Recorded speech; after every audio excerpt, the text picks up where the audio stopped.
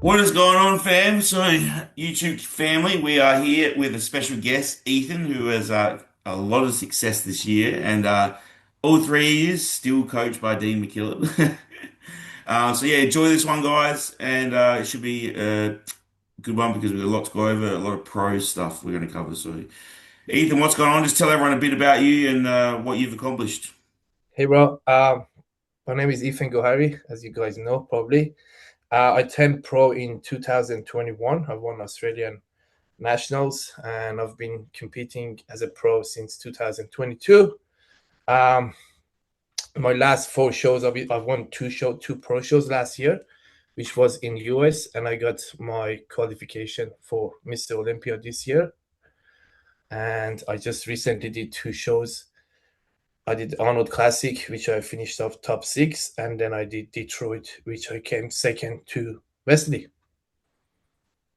That's right. If you don't know Wesley Vissers, you should know him. He is definitely one of the popular bodybuilders. Yeah, for So, sure.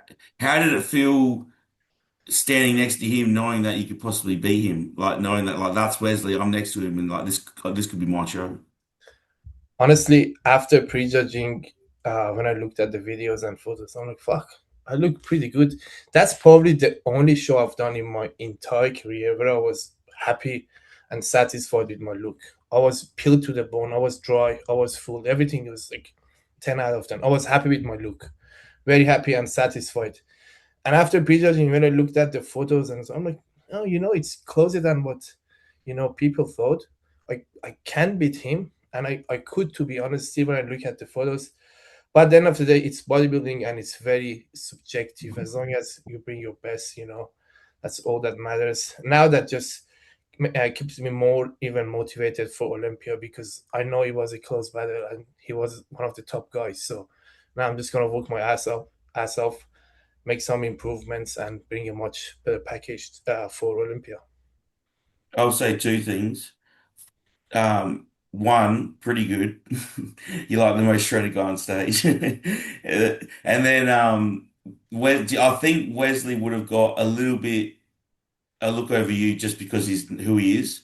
I reckon if he wasn't as big as what he was, it would have been you know what I mean? Or would they judge would have gave it to you, like would have been a closer battle. It's just because he is who he is. But now your name's coming up at that next show, you might be more like, like let's let him win.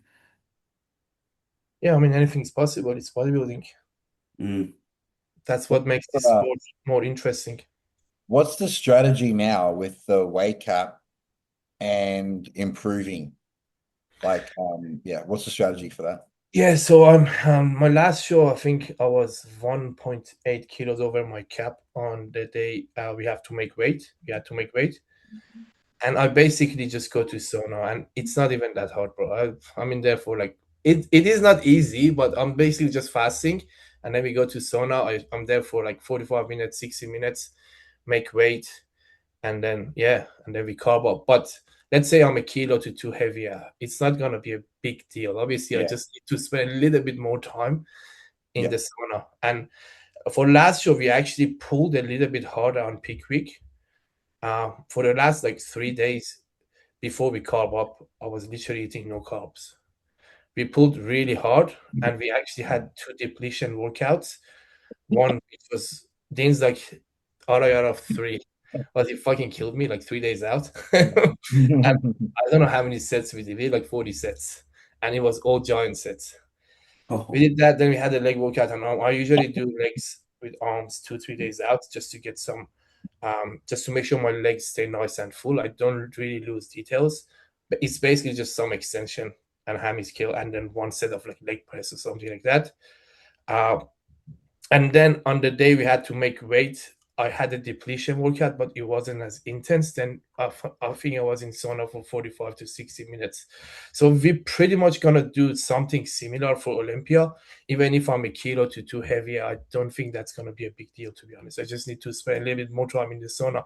And the thing with me is like, I don't need 2, 3 days to carb up for my body to come back to life. As long as I have 2, 3 solid meals, I'm good to go after that. Yeah, yeah, yeah. nice. Yeah, that's cool. So you can definitely afford to be, yeah, 2, 3 kilos heavier. Yeah, before it comes like a real issue to make weight. yeah. So yeah, I yeah, really want to go to the Olympia this year because I hope Cam, I reckon you'll qualify in Taiwan. Dave's going to be there for the amateur. What's his name? Ethan will obviously be there as well, and then Tom might be there as well, and Dean. Man, that'd be awesome to be there for all you guys. Should yeah. be a good crew. Mhm. Well, we won't get ahead of ourselves just yet. I think Dean was saying he's got like 8 to 10 athletes coming to Olympia. Yeah. No, you got to manifest it, Cam. I am. That's what Melissa Bumstead told me in person at the Toronto Pro. She goes, whatever you want in life, you got to manifest it. You're very close. Mm. Hopefully So, everything. how did you get into bodybuilding, Ethan? So when I was 21, I was actually doing my personal training course, and everyone's like, "Oh, you should compete. You know, you have a good physique." I was always lean, and one day, one of my mates who was doing the same thing, doing the PT course, he was going to compete, and he did WBFF, and he goes to me, "You should compete. You should sign up." I think I was like 12 weeks out. Like, you know what? I'm gonna do it. So I registered for the show. I did WBFF in 2016, I believe. That was my first show, and I did everything on my own. I had no idea about dieting or anything. Before that, I was never on a diet. So I basically just looked up everything online, and I found a document um, about Phil Heath, how he was getting ready for Olympia. And basically, I just followed what he did. But if he was eating 5,000 calories, I was eating 2,500. I would just have everything. And I was natty back then as well. And I got in a good shape and I really enjoyed the process. And then I'm like, fuck yeah, I want to keep doing that. So I basically did it just to get better at my job and get more clients. Mm. But then I'm like, I love this shit. I want to compete more. And then I did my first IFBB show in 2017. And I wasn't even in top 10. I was literally on the last call out. I was a junior back then. Was that bodybuilding? That was bodybuilding. I think it was called like, yeah, I did bodybuilding juniors and then I did classic bodybuilding, some shit like that. There was no classic physique. There was something else before classic physique. Yeah, when they had the height and weight restrictions. Yeah. But I did bodybuilders juniors and then I did that. Would you say winning the Atlantic Coast Pro was one of the turning points? Oh, absolutely. Yeah, Not, I would say the Vegas show, the first one. the Vegas show. Yeah. What shocked you the most after going pro? Like, was it didn't really hit you till you did a pro show, or like when was there that realization when you're like, "Fuck, I'm a pro now"? I think it was when I actually won my first pro show. So because I wasn't doing as well for my first few shows. I mean, I was sitting the first call out and then I did the Dubai show, which I was like 14th. And then I went downhill. I was struggling a little bit mentally. So I took a little of a break. And then I was like 10 weeks out from this Vegas show. And I just wanted to enjoy bodybuilding. I'm like, I'm gonna do this show and I want to fall in love with bodybuilding again because after Dubai show, I was just feeling depressed as fuck. And I never felt like that before. I wasn't enjoying training. I wasn't enjoying dieting. Nothing. I'm like, I just want to do this show just to prove myself that I can do it because I've done it before. I'm like, I don't care about placing. I don't care about anything. I just want to do it, enjoy it, and bring my absolute best. I was literally the whole time I was thinking about that. I didn't even know there was a prize money or anything like that. I just wanted to do the show and bring my best. And we did that. I brought my best for sure. And I won the show. It was the best feeling because I was at my lowest just a few weeks before that. And then just winning a show, I'm like, shit, now I'm really close to Olympia because Olympia has been dream of mine since I started competing, which was like 2021, 2016. I'm like, shit, I'm really close to that shit, you know? And then I did another show the following week, and I'm like, fuck yeah, I'm qualified for Olympia. Well, I would say the first show I won was like when I felt the best in my entire bodybuilding career.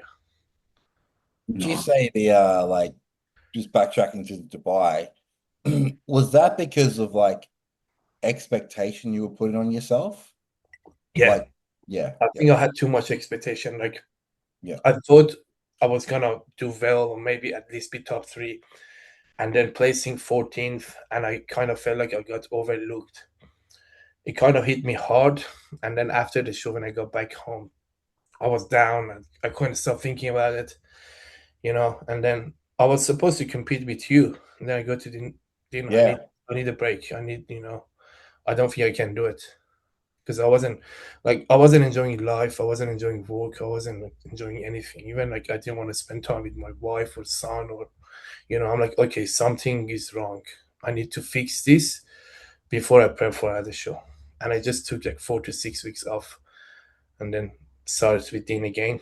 I mean, Hey, so tell me, what's the balance that you find with, obviously you need to have a very high expectation to do well. If you think you're going to be last, you probably end up being last. You certainly won't be first.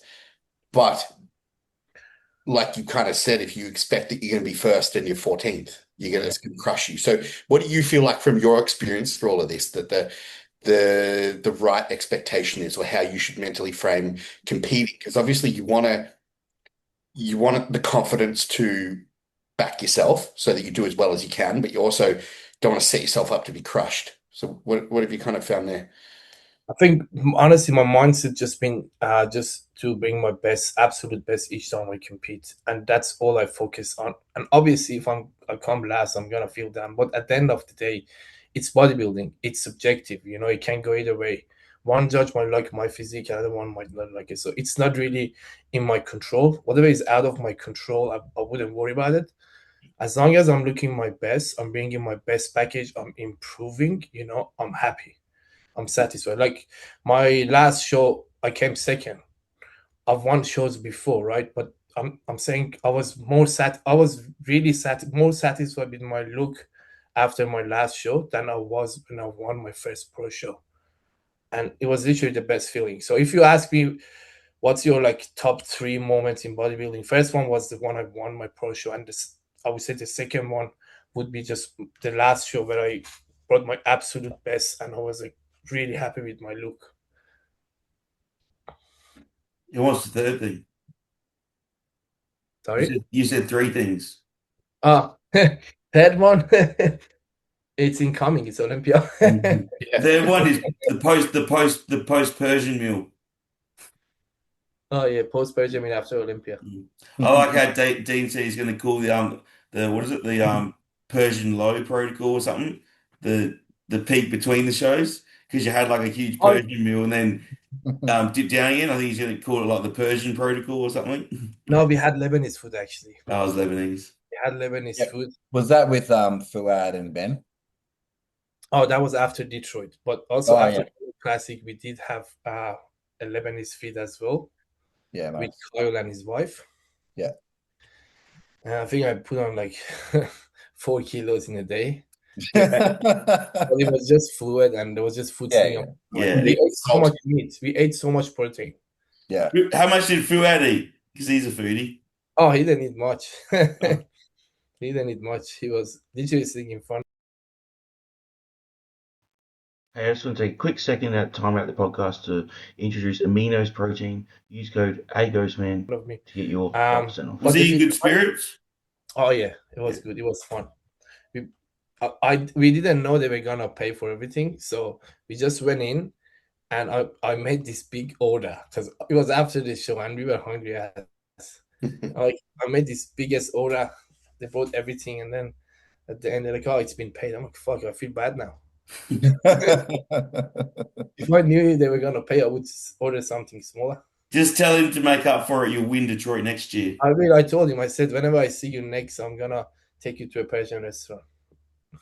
And how was it in, I suppose, the Arnold Classic being like backstage, seeing like the other competitors and like the open pros? Was there anyone that like wowed you? Anyone wowed me? The pros. Honestly, everyone was just on its own. The pros, they don't even talk to each other backstage. Everyone just sitting separately on a separate side of the room. But someone I really wanted to see in person was actually Nick Walker. Yeah. Because he's freaky and he's just huge. And when I saw him, I'm like, fuck, this guy is actually bigger in person. He's just so freaky. He's so big. Andrew Jack. Andrew Jack, I didn't get to see him. I mean, he was like he had his jumpers and shit on, so I couldn't see his physique. But Nick Walker, I see him when he was pumping. I saw him when he was pumping up, and he looked really good in person. Yeah. Shredded, big. Yeah, I've only seen him at Pure Muscle with his like a t-shirt, HD t-shirt on. I didn't see him in a singlet.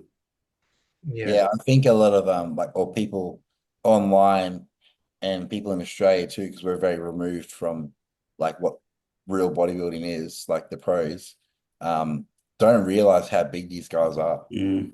Exactly. Some people see me at the gym. They're like, "Are you sure you do classic?"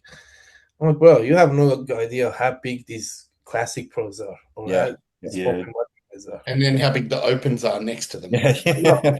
And some people are like, "Oh, you should do 212." I'm like, my weight cap is already 212 for classic, and there is no way I can do 212. Yeah, some guys I see when I do the shows overseas, I'm like, how the hell do these guys make weight? They look fucking huge. Yeah. No, a lot of top classic pros, they all struggle to make weight unless you're like super tall like Wesley. Mm. But the shorter ones, they always struggle to make weight, and they are usually 3, 4, 5 kilos over the cap when they're like peeled stage ready. Yeah. Yeah, because my classic cap's 84.6. Yeah, how much do you weight now? What's that? How much do you weight now? I was my lowest this morning yet at prep 101. Oh fuck! Yeah. How many weeks out are you? 3. Oh, okay. The show was originally well tomorrow. Originally, no today. No, originally would today, but it got kept getting moved, so now it's a week before nationals. Oh, okay. Yeah, More time. yeah, Yeah, it's only been beneficial. yeah. We've only gotten better. Yeah, I'd rather to do shows back to back than just do a show and wait 3 weeks and then do another one. To be Yeah. honest. When Yeah, that's the my big favorite. Yeah, is just it back-to-back shows. the You don't even, I think you would have found that like in between the Arnold and Detroit, like, yeah, it's hard. You got to dig, you got to do those low carb days, but it goes pretty quick. yeah. It Like does. you kind of like, and you're all the excitement around being in a different country, being in a different gym, like it's very distracting. So you kind of like don't even really focus on how bad you're feeling. Yeah, The the worst is life, when it's 2 weeks or more, and you've got to go home and go back to work and go back to routine. oh yeah, that's fucked. Yeah. Yeah. If it's a week or two and you can stay away and you're in a motel and you're like distracted, it's easy. Yeah. Yeah, if you're in a different, especially if you're in a different city or going to another country for shows, because you're just so like already like, oh my God, stimulated by what's going on. So Yeah. the lights at the end, as soon as one show finishes, you already see the light at the end of the tunnel. Whereas when I did the Romania one from nationals, that was 8 weeks. And I had to go back to work for 6. That killed me. Like, my body just withered away. Yeah, I think that's what happened after Dubai as well. There was like 6 to 8 weeks between Dubai and US shows. I'm like, what the fuck am I gonna do in the next 6 to 8 weeks? You know? Yeah. Yeah. Not like you can grow so much or you can do this. It's mostly just holding, Yeah, you're in like no man's land. and holding is it's hard if you're like stage ready Yeah. Yeah. for 6 to 8 weeks. Yeah. Mm. Yeah, I'm about to find out what that's all about this year. Like, Mhm. yeah, because I'm gonna do Dubai, not Dubai, do this Taiwan show, which is in like 15 weeks. And then the shows I want to do later on in the year are like 10 weeks after that, 10, 12 weeks after. So 10, 12 weeks isn't too bad actually. I mean, for Arnold's I had 12 weeks. yeah. It was fine. 6 weeks we did like a mini growth phase, and then 6 weeks we pulled back down. Yeah. Yeah, cool. You should have you got anything? I know you focused on Olympia, but have you thought about post-Olympia shows? No, not at this point. I want to see how the Olympia goes and how I feel, and then make that decision. Yeah, cool. Obviously, I have a family here as well and a kid, so it's like it's hard just leaving my wife on her own. It's a little bit too much on her. Yeah. I can't just be selfish sometimes, and I feel guilty if I just keep competing and don't care about them. So I gotta see how this show goes, and then go from there. Yeah, because I'm gonna do Prague, which is like 2 weeks after Olympia, Okay. and that's a pretty big. Yeah, cool Prague thing. is big. Yeah.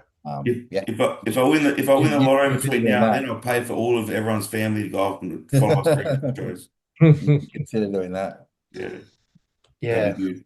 Now we'll see. We have to wait till Olympia and then go from there. How long's Prague after Olympia camp? You going Like home? 2 weeks. Oh, yeah, so straight there. Yeah. Yeah. If I was over there, I wouldn't come home. No. Yeah. Yeah. Boston will be all right. Sorry? Boston's gonna be all right. Yeah. Yeah. He'll have There to is be. no, Like, Is there's it? no if I go to the Olympia this year, knock on, he'll be coming, Yeah. I wouldn't he You- would that. Is your family Surely, gonna go to Olympia, Ethan? no. Your My wife won't come? Your wife and son? No, it's a little bit hard with the baby, but I have my family coming from Toronto to Okay. support. Yeah. So I have about like 10, 15 people there. Yeah. And then we have the flex crowd as well. It's gonna be good. Yeah, okay. Yeah, because all right, so Boston's a bit older, so if I made it to the Olympia, I wouldn't want him to miss that. yeah. Yeah, sick. Yeah, because Boston would be like every time you travel, you'd be like, fuck off, I want to come. Like, you'd be like, Yeah. oh, I don't want to be here, I want to go overseas. Yeah, well, it's tough when you have kids because you got and like being a single parent too, Mm. you don't have anyone to look after them if you want to bring them overseas with you. So Well, not only that, it's more money you as have well, bringing to, someone. yeah, more money as well. Like you would know, like now you're chucking 10 grand on top of a prep, hey, Ethan, if you want to go overseas. So And prep's yeah, the good thing is expensive as enough as it is. I can still work when I'm overseas. Yeah. I can still make money, which is good. Otherwise, if I Mm. wasn't working and I couldn't make money, it just would be. It's pretty much impossible to afford it. Mm. It's not cheap. Yeah, people don't realize how much traveling for a show costs. Oh yeah, traveling, gear, all that shit. Yeah. Yeah, You like look at the money you've won basically you just cover your travel, right? if Yeah. that. Yeah. By the time you have Airbnb and flights and food, that's 10 grand gone. Yeah, Yeah, it's not cheap, people. especially in US. Yeah, US dollars as well. And then even if you go to Euro, like Prague will be expensive. Romania was good because it's in the RON, so it was like cheap as. But yeah, you go to other European countries, and if you're paying euros, man, that's going to burn your wallet. So what? Even I've seen I've gone to a pro show with Beans, obviously, and obviously the athletes meeting is like they call you up and you give back. It's a bit different. What about when you backstage and like going on stage? What's the main differences between pro and amateur shows that you find? Because you were saying that the pros weren't talking to each other backstage. What else is different? Open pros don't really talk. Classic guys do. Everyone looks angry backstage. They just want to kill each other. But no, the main difference I would say is just that it's a little bit more organized when it comes to pro shows. Yeah, At least the ones I've done. To be honest, I think I've done the most organized pro shows the last like 4 shows. Even Detroit was like super, super organized. That that's would be good. the main difference.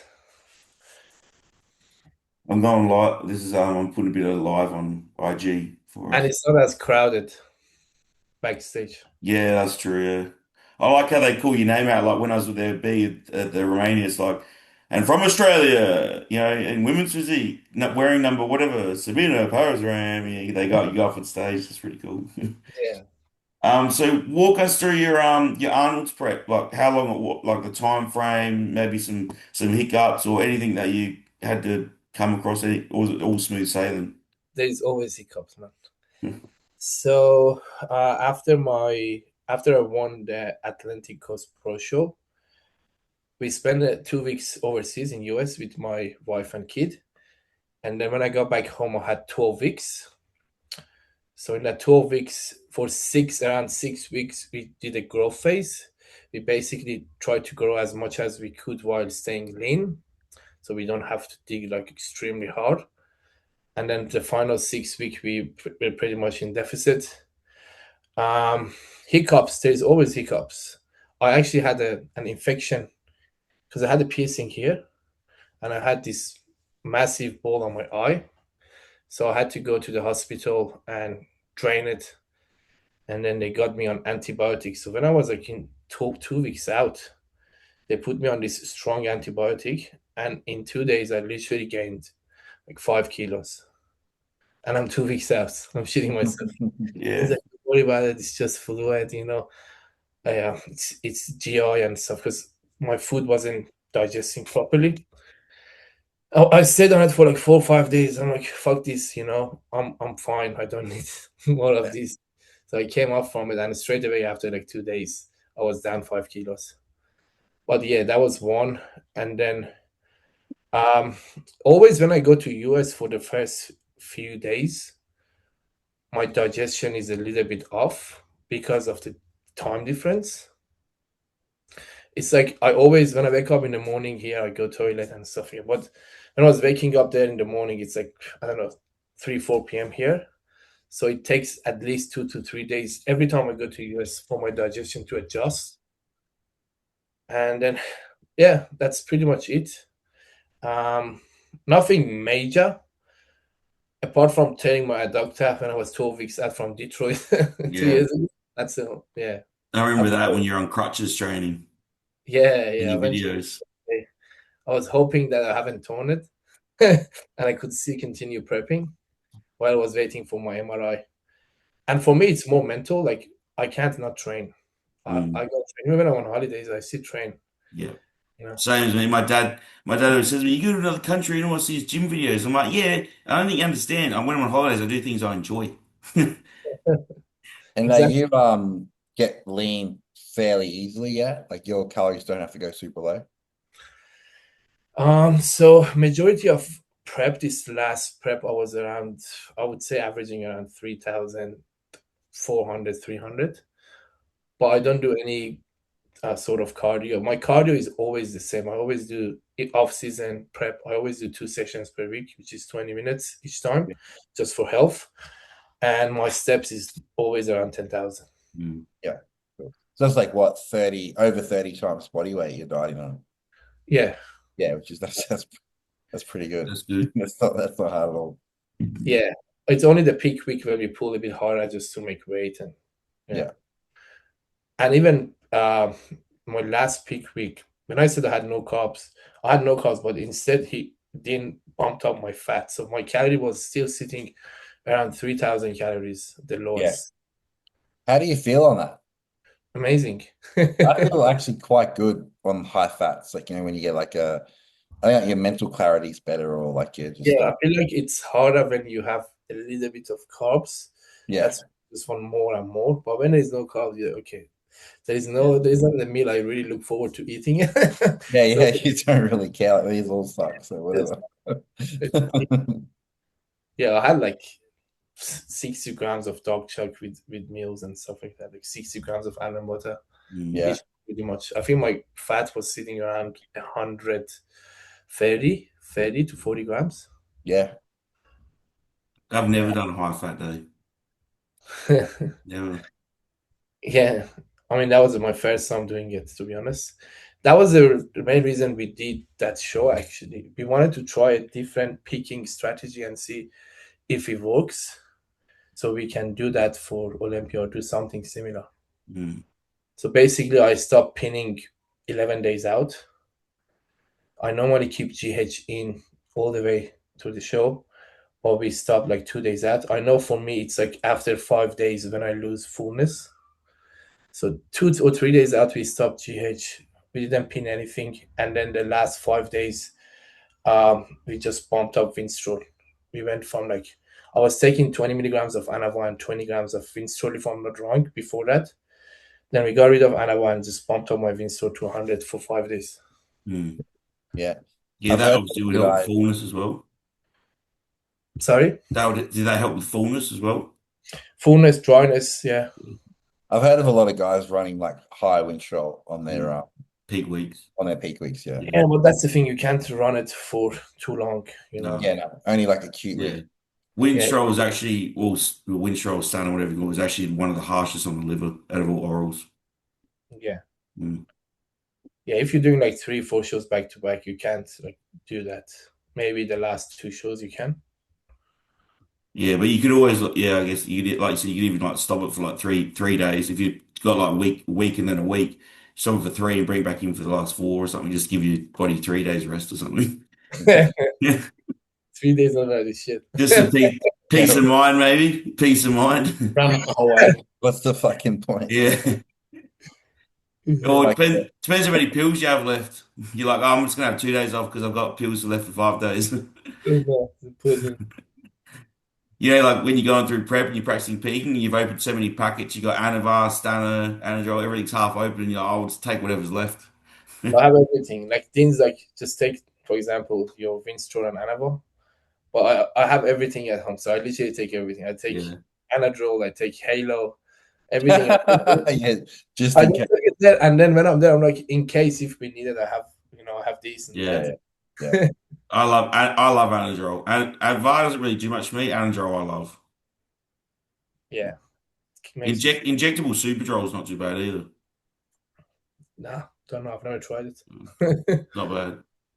It's just good for pumps at the gym. Doesn't really like keep you full. I feel Cialis is the best thing I've done this past few months. I don't know if you guys are doing it or not.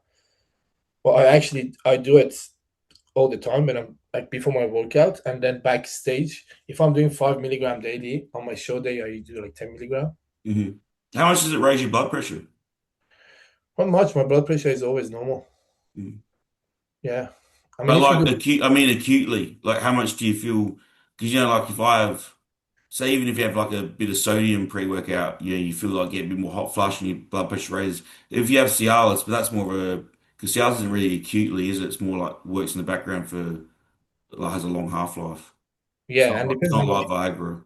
Yeah, a 5 milligram doesn't do much. Yeah, because it Yeah, just boosts blood flow basically, blood circulation.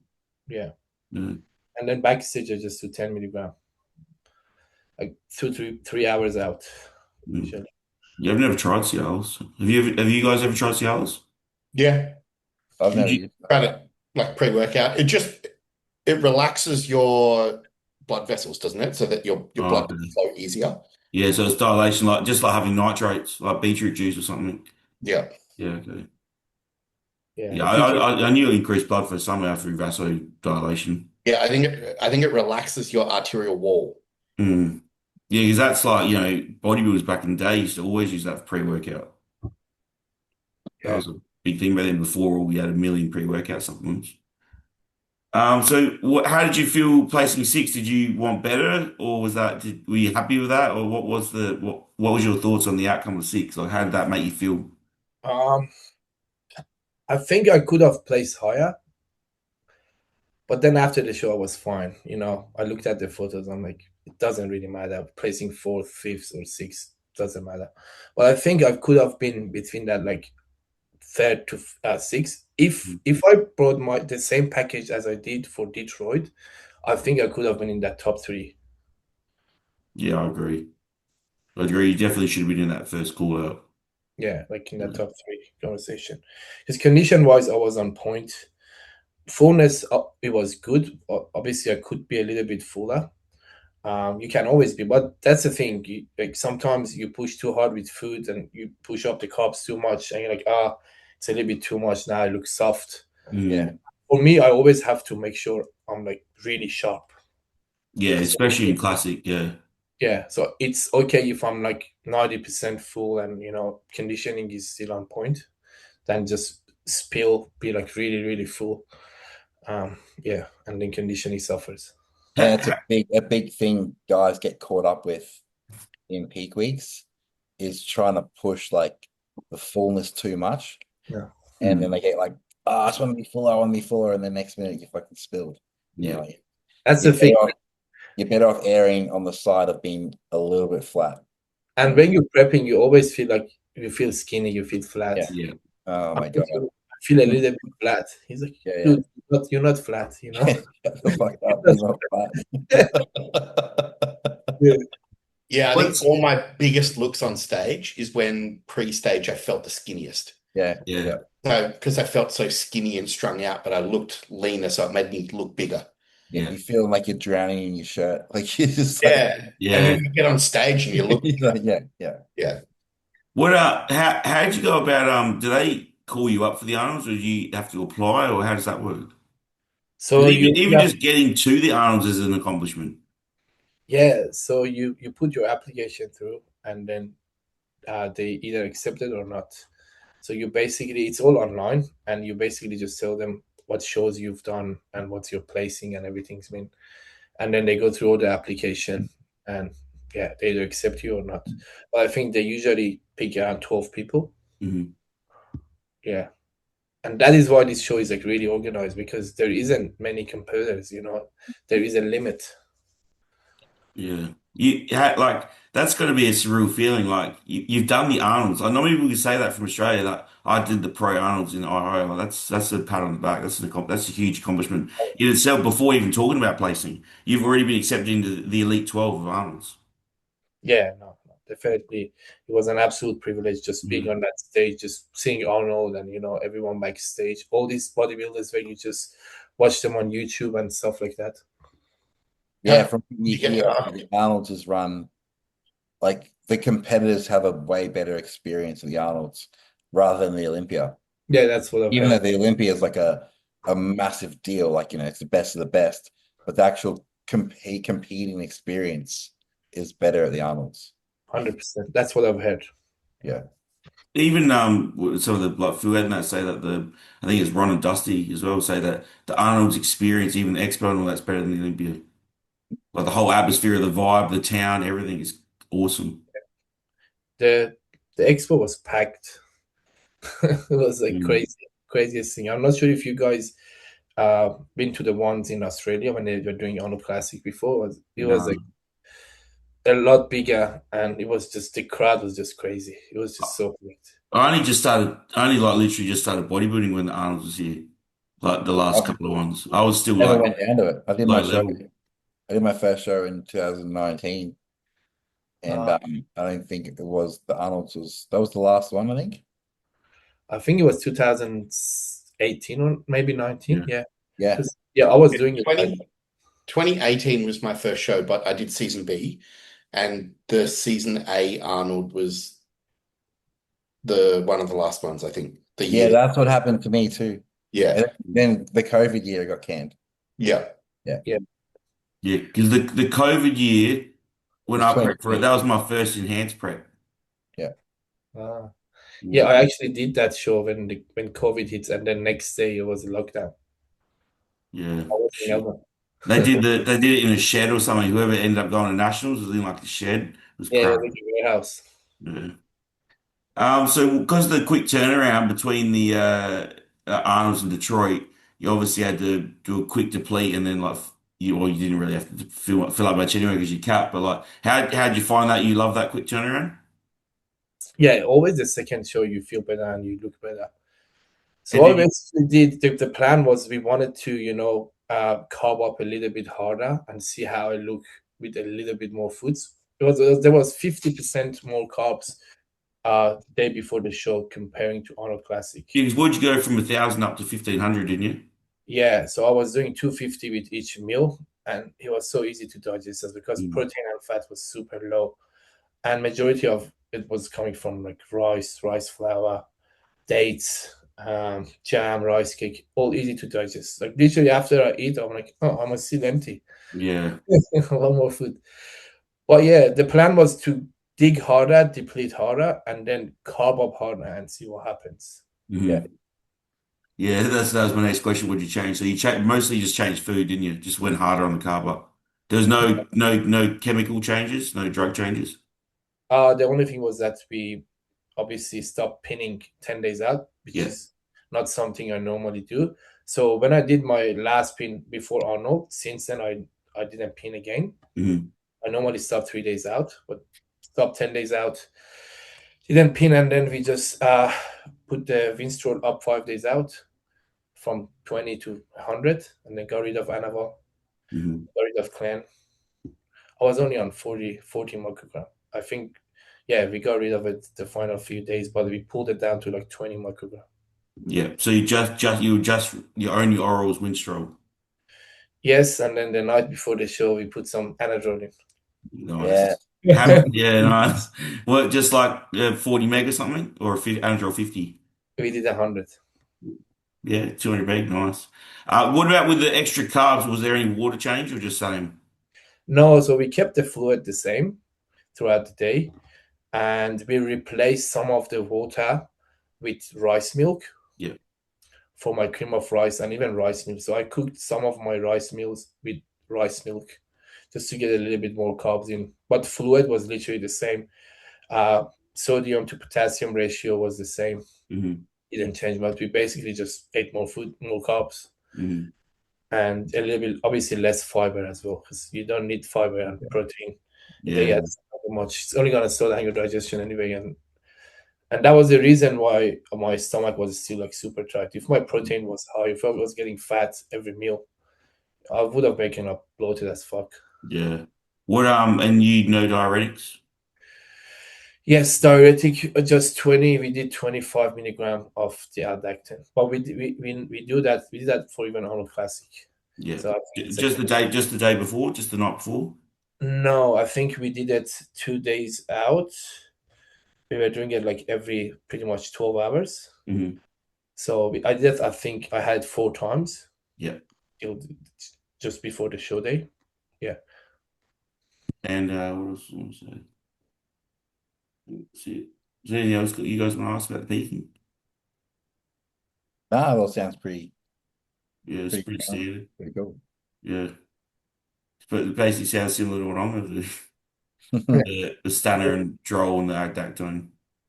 I Yeah, we find just most people will go too overboard with Direx Diazide because you're gonna flatten yourself out. Yeah, Direx are one of those things where more is never better. The less you can use is the better. yeah, and it's something we've done for the last 4 shows, and we've always kept it low, Mm. and it gets the job done. I wake up a little bit drier. I don't lose fullness, um, and it's pretty safe. And what else? Like with prep, we don't do anything crazy. We just stick to test and mass for pretty much the majority of the prep. It's only Mm. like 2 weeks out. We just bring some orals in just to make sure performance stays up. Yeah, But like I was running 1.2 gram in total. yeah, And when we bring Annabelle or something in, like we pull tests down. So it's still the whole time I yeah. was running 1.2 grams. Yeah, that's right. Yeah, whatever. It's like food, right? Like you were saying, when the fats go up, the carbs go down, and you're only still on 3,000 calories. Same as drugs. If you pull one thing out, you replace it with the other. Yeah, Yeah, some people are like, oh, I'm on 1 gram, and then they don't calculate the Annabelle or the orals. oh, yeah. yeah, Having like 100 milligrams of Annabelle a yeah, day. yeah. Yeah. 'Cause All of a sudden, people don't know one that's gram a ends up hundred. being 2 grams. Yeah, they don't understand 100 grams a day. That's 700 meg a week. Yeah. Yeah. This fucking adds up pretty quick. Um, so But going back to the win because I can't remember if we. obviously, like you can afford to run lower gear now in like this stage of your bodybuilding career. Because like 100%. you It's can't afford to get carried away with weight gain. So like you Yeah, can and I feel like it's more that my training has improved a lot over the past few years. Like yeah. I prioritize training more than gear, and I believe that is more important. Just making sure I'm always like, I mean, when it comes to prep, I make sure my strength staying up, and if I'm able to make progress, I see progress. Like we don't change training at all, but some people when they start prep for some reason they think, oh, now we got to do high reps, less weight, and that's literally how you lose your muscles. Yeah, But I have definitely been prioritizing training more and making sure my execution is on point. And that's what I've been doing these past few years. And I've made the most amount of gains. Like when I first started competing, I was taking way more gear than I am now. And yeah. I was an amateur. I was taking everything like trend. I haven't touched trend for like 3 years. I'm exact same. It was the more advanced I get, the more my gear drops. I Yeah. think it's more educational. Back in the day, you only had bro smarts and whoever was at the gym. I didn't know anything because I was new to it all. And you're like, this and this and this, and now it's like less and less and less and less and less and less. And I'm like, I find that the healthier your body is, the better the results you get. You just need the right amount. Yeah. And it's your training skill as well. Like I feel like I can get way more out of my training now Yeah, than I did like 5 years ago. yeah. You develop it. You get a better stimulus from less. Yeah, Yeah. 100%. It's weird like that, eh? Like, I'm a low volume advocate, but I'm only low volume advocate because now I can get so much from one set. Whereas when people that start, they can't do low volume because they need like 4 sets because it takes 4 sets to get the stimulus we get from one. Yeah, they're trying to train a lat that isn't even there. Yeah. Oh, I'm doing a cable row, doing a lower lat. You're like, bro, what You don't lower even have a lat to lat? fucking I fucking hate seeing that shit. Same as like even like glute kickbacks, like bikini girls, like just go do a fucking heavy deep squat. You don't have muscle there to target a glute kickback yet. You know what I mean? Oh, I don't know. Yeah, that frustrates me. So any lessons you're taking away from the second place? Obviously, you wanted to win, but like, and you probably could have, and there's like I said, a little bit of favoritism because of who he is. And but yeah, what are you going to take from this now? I'm just gonna do the same thing that I have been doing. I'm just gonna keep improving and improving, and every time I compete, make sure I bring a better package, and that is all I can do. Mhm. I guess uh, there was like any lesson learned, not really. Like I was happy with my look. It's not like we did something wrong. Yeah, I was happy with my presentation. I was very more relaxed, and that's the thing. Like for Arnold, I feel like I was still a little bit. I wanted to like. I was like, oh, I want to make sure I place. I mean that like first call out, I had expectation for myself, and when I stepped on that stage, I just felt lost. If that makes sense, yeah. I wasn't present. Were you a bit overwhelmed because it was your first Arnold's? I don't think I was overwhelmed. I just wasn't present. I don't know why. I think I had expectation for myself, but then for Detroit, I'm like, fuck placing. I don't care what I'm gonna place. I'm just gonna have fun. Mm, I'm just gonna have fun on the stage, and I did have fun on stage. And when you have that mindset, your presentation is significantly better. yeah, because I you're feel like relaxed. you're really. I was on point. I was just having fun on the stage, and everyone can feel that. Everyone who's watching it can feel that. Yeah, Yeah, so there's you see that nothing. Yeah, happen time after again. Sorry, you see that happen time after time with Martin. As mm, soon as he like doesn't get the call out or his expectation of where he should be doesn't get met on stage, he falls apart. hmm Yeah, yeah. So then it reflects in his presentation. 100%. Yeah. There's nothing you like. It's not going through your head. Anything. Oh, I'll do this differently. I could have won or something. There's none of that going through your head. Not really. Sometimes I'm like, oh, I wish we did the same thing as we did for Detroit for Arnold. But again, Yeah, on that day, I brought my best look. For Arnold Classic, I looked my best, and yeah, you never know unless you try it. Yeah, Like you can't take that risk for a big stage. You have to practice it, before you do it. yeah, that's right. So just touching back on nutrition, the most aggressive you got would have been what your lowest day depleting would have been like 2.5, and then your highest was like just over 7,000, wasn't it? My lowest. Yeah, to deplete, we would Oh, have been like, I think it was around 2,800 to be honest. yeah. And then I'm pretty sure you posted your high day carb would have been, well, if it was 1,500 carbs, that's 6,000 there, and then a little bit of trace protein and fat. So you would have been like around 7,000 on that high carb day. For that carb up there, yeah, it was around I think 6,500 something like that. It was 1,200 grams of carb, or 1,500 grams Yeah, of carb. no, so yeah, that's but six that 6K was there. between that was spread over 2 days. Yeah. No, one day. No wonder. Or didn't like that was One day 1,500. that Yeah, wasn't including prejudging or before prejudging. that was just the day before prejudging, Oh, and okay, it wasn't. Yeah, not including the prejudging. So we had 250 across 5 meals, and I started eating, I believe, around 11 in the morning, and then I had every 3 hours I had a meal. My final meal was around 10 p.m. at night, and then on show day we had 2 meals. One 3 hours, 3 to 4 hours before prejudging, which was 250 carbs, I believe. It was just carbs. I don't think there was any protein in there. And I think there was like 10 grams of fat. And then again, 3, 4 hours before finals, we did this exact same thing, yeah, cool. 250 What was your total fluid? Like, is it like for show day. yeah, before show day. So the day before show day, I think it was around 6 liters, 5.5 to 6 liters. Yeah, And then on show day, I think before prejudging, it was like 1.5 liters. And then another 1 to 1.5 between prejudging and finals. Yeah, so basically exact replication. Yeah. Yeah, morning and night. Yeah. What do you think the judges are looking for the most in classic physique these days, in terms of shape and structure? Because obviously you had, I mean, it's different shows. The Arnold one, they picked Mike, but what do you think the shape was? Like, what are you gonna go away and improve on to beat Wesley?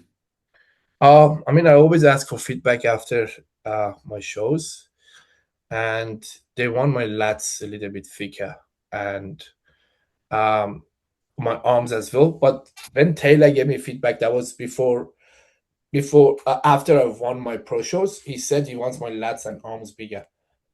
Then for this show, when I asked for feedback from Bill, he said it's just he wants my lats bigger. He thinks my arms are good, but I personally think that my lats and my arms still. Yeah. Yeah, I think you know what you need to bring up. Mm. Because like I got feedback from different judges too. And I'm sure if you went to Steve Weinberger, he'd give you different feedback again. Yeah. You know? Depends who's judging you. That's why bodybuilding is subjective. Yeah. And another reason you do multiple shows can make a difference. Because different People would be like, just come in fuller. Yeah, Well, that's what we gotta focus on for Olympia. Just overall size, and mostly goes to lats and arms, basically. Yeah. So what's split? And for me to do well, I need to make sure my conditioning is like 100% on point. Mm. I'm big, but I'm not the biggest on stage. But if I'm like peeled to the bone, and someone is a little bit bigger than me with better shape, I can still beat them. Mm. So how are you structuring your training now with arms and lats? Are you doing more frequency, or are you pulling back a lot on other body parts, or a bit of both? Or So I'm doing like a 3-day on, 1 day off split. For the first 3 days, one of my workouts start with lats. My first workout, it's with back day with like delts, but back is the primary focus. And then my second day is like biceps and chest. So I start with biceps when it's fresh, and then my third workout is like triceps and legs. So I do that for 3 days, and then rest. Then I do pull, which is back and biceps, pull, push, legs, rest, and then I repeat it. But majority of the work goes to my back. Like I think I'm doing 20 sets for back, but we're not pushing yet. We're just on a hold phase. So there's gonna be more volume for my back when PED and food goes up. We're just on a hold phase now. How many sets per workout are you doing? I am doing 10 sets per workout for back. Yeah, that's good. And Or then just with back. Yeah. For Right, back. like total sets per workout. Total sets is around, depending on the workout, 14 to 16 sets. Yeah, good. And then for your body parts that you're pulling back, what's the lowest you'll go? You'll do like 4 or 5 sets for quads, or For quads, I'm actually doing a little bit more this time compared to last time, because I was talking to Dean. I said, "Oh, you know what? I think my quads can be a little bit fuller just to make my waist look smaller." So before I was only doing 6 sets. Now I'm doing 9 sets, and that's across 2 days. Yeah, okay. But for That's not exactly low volume. It's like kind of like moderate volume. Yeah. That's high volume for me. 20 sets a week. Oh, I'm not doing anything over like 10 sets a week on a muscle group. Yeah, now we wanted to, do something different and just put a little bit more emphasis on the back and see how it goes. Mm. Are you like staying with doing like more volume? Are you like staying at 2 hour out, like less intensity? For now, yes. But I was actually talking to Dean, and he was like, when we first start this program, we're gonna do like 3 days on, 1 off, 3 on. And then when we get deeper and when you reach your peak, we might do like 3 on, 1 off, 2 on, 1 off, and then towards the end we might do 2 on, 1 off, 2 on, 1 off, just to make sure the recovery is there. I'm doing 2 on, 1 off at the moment. No, I love it. Yeah. Oh, 2 on, 1 off. Yeah. That's perfect for someone without a day job. Because when you need like the same night off every week, it just fucks you up.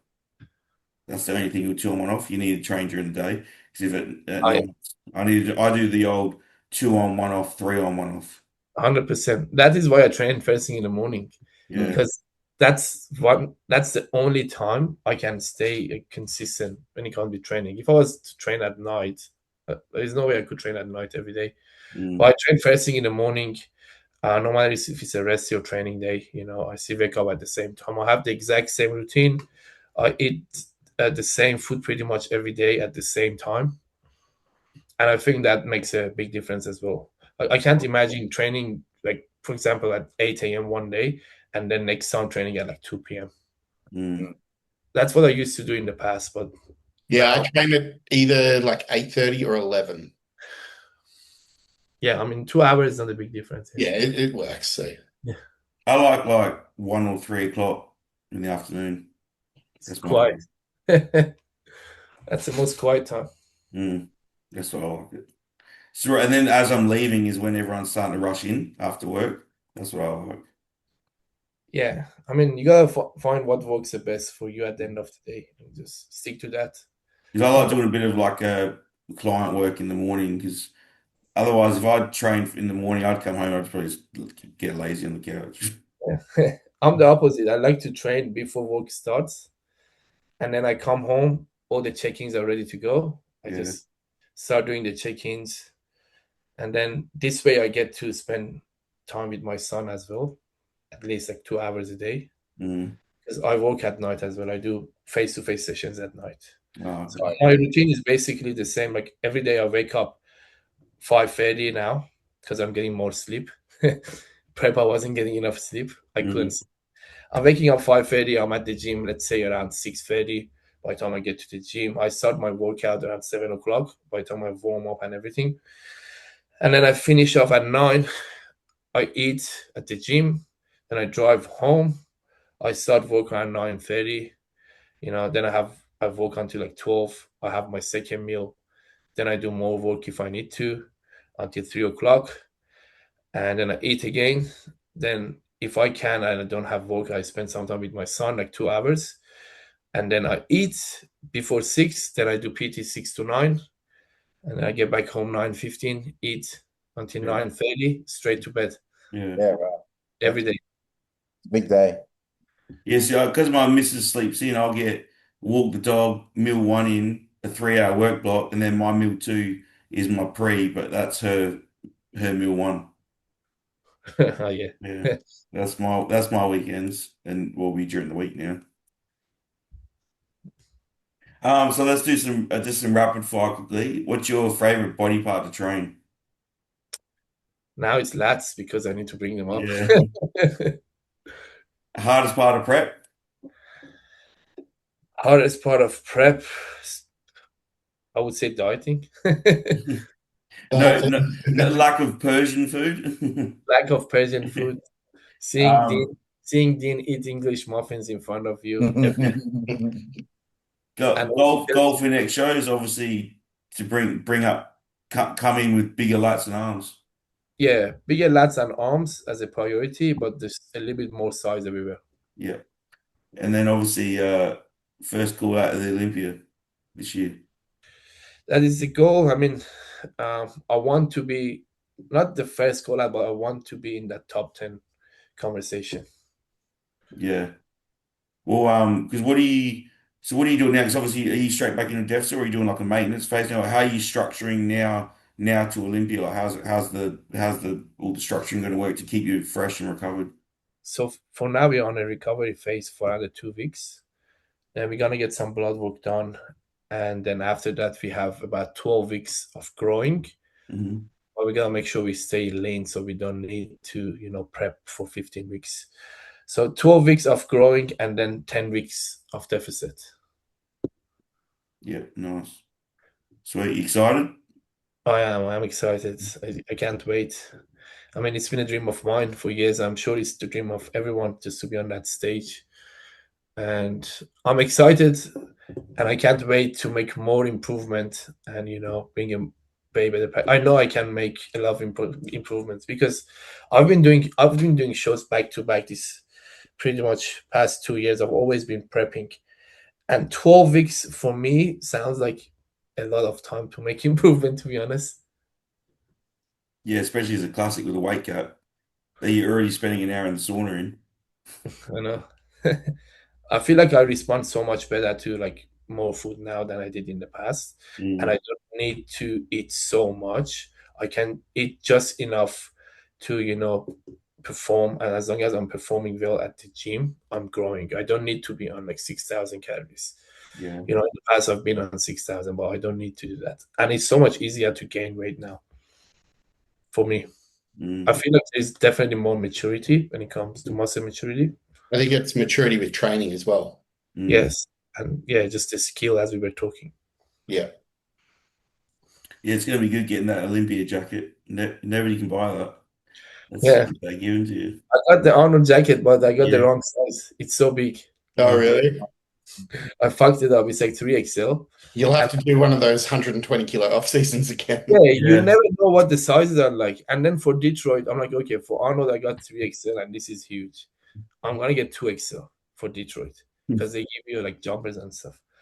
I got 2XL. It's so small. I give it to my Can't win. Can't win. Yeah. You never know. Oh, that's good. Is there any other questions or anything I want to talk to Ethan about? Nah, man. Just keen to see it. Yeah. Yeah. Congratulations. Good luck. Thank you, boys. Thanks for having me. It's been a pleasure for sure. We should do more of these. Yeah, hey, if you ever want to jump on, it's just we have to make sure because normally we do on Saturday Arvo, so we have to just if you want to jump on, we have to do during the week again. Yeah, during the week is easy. Yeah. Yeah. No, But you have to do one like halfway through. yeah. We'll all be in prep, except you, Andrew, probably. So yeah, we'll be able to do a bit of a prep recap in 6 or 8 weeks. Yeah. Yeah, if we schedule it for it's basically the very first weekend of April now. So if we do the 1st to the 8th, yeah, 2 months. Yeah, if we do the 1st to the 8th, Cam will still be like with it enough to not. Versus 8th, I'll be done and dusted. Yeah, so how about that then? We'll do it in like 8 weeks. That'll be when I'm back.